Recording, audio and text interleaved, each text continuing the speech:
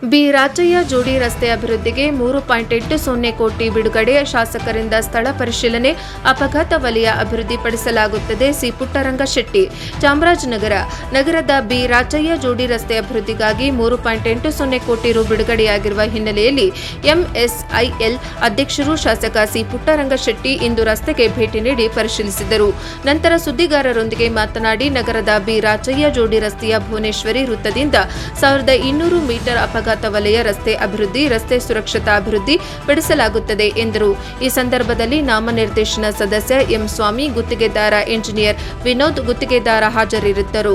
ವರದಿ ಹೊಮ್ಮ ನಂಜುಂಡನಾಯಕ, ಪ್ರಜಾಪವರ್ ಟಿವಿ, ಚಾಮರಾಜನಗರ.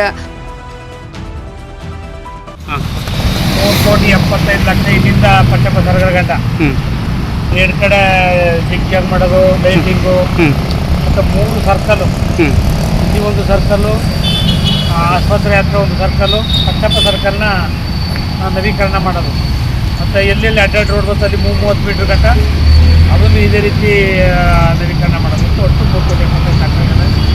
ಅದಕ್ಕೆ ನಾನು ಎಲ್ಲಿ ಹೆಂಗೆ ಮಾಡಬೇಕು ಅಂತ ಹೇಳ್ತಾ ಇದ್ದೀನಿ. ಯಾವ ಫಂಡ್ ಇದು? Fund shift fund.